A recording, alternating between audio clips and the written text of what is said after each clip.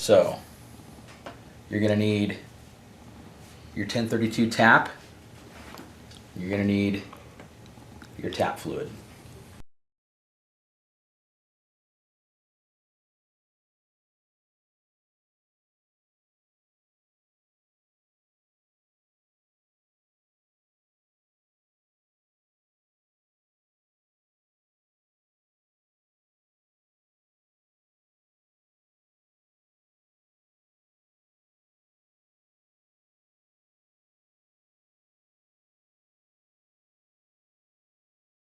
After you get done with these holes, you want to make sure that you clean up your tap and there's no debris or steel burrs inside of it. You only get one chance to do these threads, and the tighter they are with the bolt, the more accurate this weapon system is going to be. So a good way to do it is to take a bronze or a brass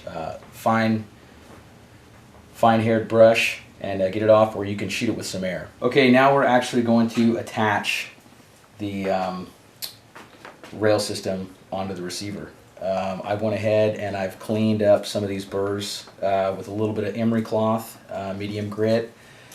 You can do the same if you'd like. I went ahead and I pre-mounted it and leveled it to ensure that the fit was proper, and it is. So now the only thing to do is actually place it on the receiver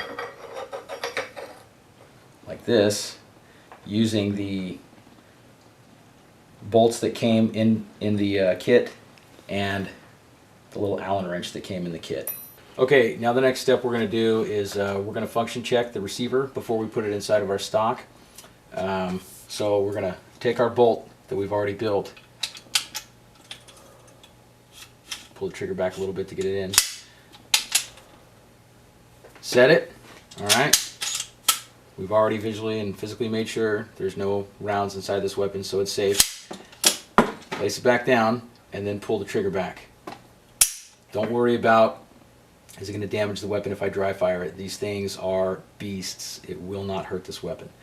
Okay, so the weapon function checks. We're going to go ahead and take the bolt back out, put it to the side, and we're going to mount on a stock. You could put this back into your wooden stock right now if you wanted to, but we're going to do some modifications. We're going to use a synthetic stock that's going to help with the recoil. Okay, this is one of the most common aftermarket stocks for this weapon. It's by ATI. It's just a synthetic Monte Carlo style stock. They range anywhere from $52 all the way up to $75 depending where you get them from. I sell them for about $60, fredsfirearms.net. So this is the one we're going to use, okay? And the receiver, barreled action.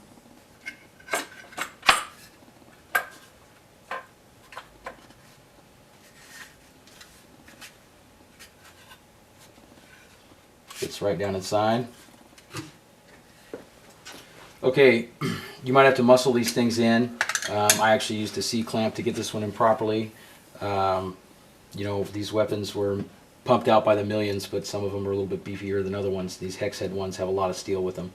So these ATI stocks are really easy to mold to whatever weapon you have. If you have to take a little Dremel and go along it, you can.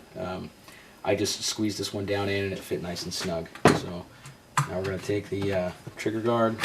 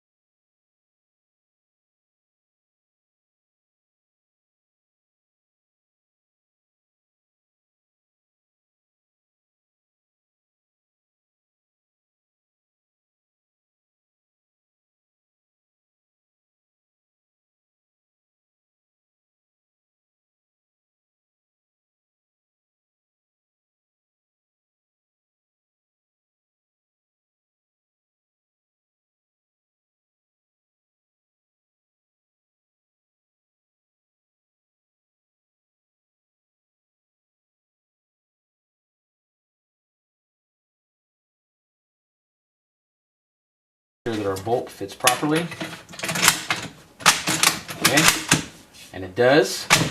You might have to work your bolt back and forth, and there might be some pieces on either the receiver or the magazine well that need to be dremelled and filed or polished or emery clothed down. We'll go ahead and function check it. Bolt handle seats great on the stock. Firing pin goes forward. Now the weapon's starting to come together. Okay, the next phase in this process is going to be mounting on a bipod. We're going to use a lightweight spring-assisted bipod. It's made by NC Star. This is the full-size version. They come in two, a full-size or a half-size.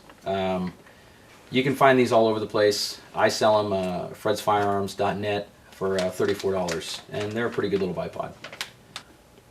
Okay, so let's put it on. This Monte Carlo stock by ATI already comes with a little divot that you can put a sling or a bipod on. So what we're going to do is we're going to take this and we're going to take this tension nut right here, take it out pretty far, and then we can take off the divot that comes with the bipod. Very similar, it's actually the same as what's already on the stock. So it's pretty easy. These two little pieces right here go inside of this hole on that little divot, and then you tighten it down and it locks itself in place.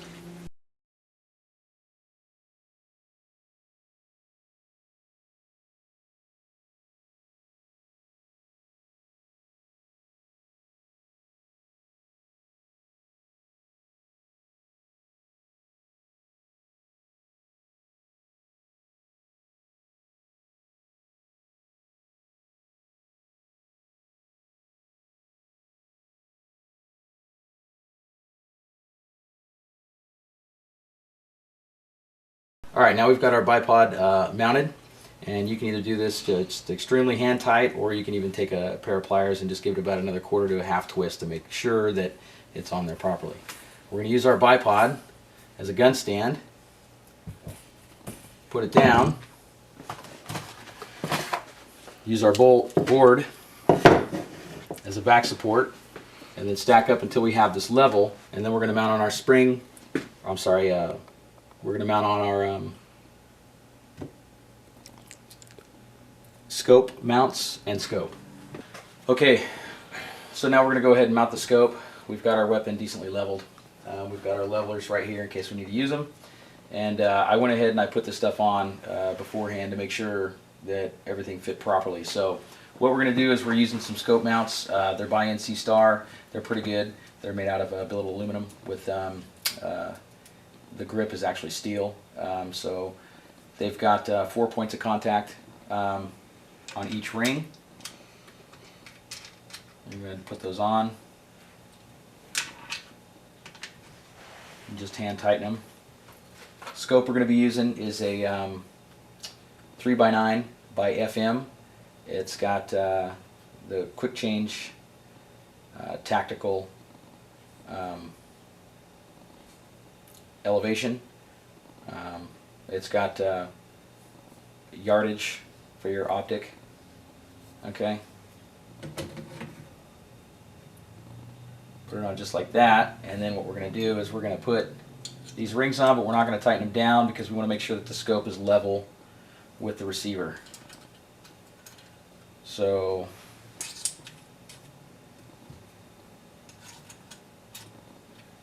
also this is the time right now when you want to get your eye relief. So this weapon's not actually for me, it's for someone else. He's going to end up doing these things over again. I'm just mounting the scope on the weapon for him.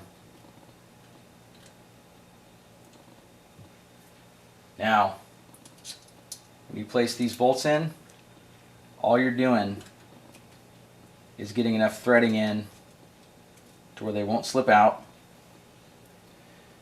and you can still move the scope around inside the rings. If you really wanted to be precise, you would plane this first. We're not going to do that today. Okay, once you've got these just slightly tightened, you can see that the scope is still able to be moved on the inside, and the reason for that being is I've taken my bolt out, because the best place on the receiver to put these levelers to make sure that's actually true is the back of the receiver right here. So we'll put our receiver level on, and then we want to make sure that our scope is level with our receiver, and we can do that just by turning it like so. I've already got my eye relief in, and now we can go ahead and we can tighten these bolts.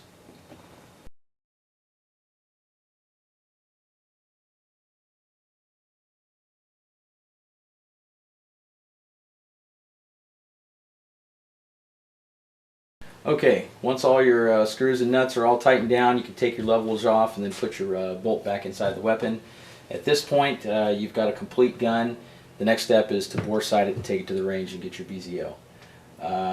As you can see, it's quite a dramatic transfer from when we started onto the wood stock. What we did here today was make it more of a comfortable weapon, got it a little bit closer to the 21st century where it should be. It's basic, the first steps in accurizing your Mossin Nagant and turn it into a good hunter. We put on an ATI stock, rock solid scope mount was our biggest job that we did. An FM scope, the mounts are by NC Star, the bipod that we put on is by NC Star. All these things are available at fredsfirearms.net. Thanks for watching.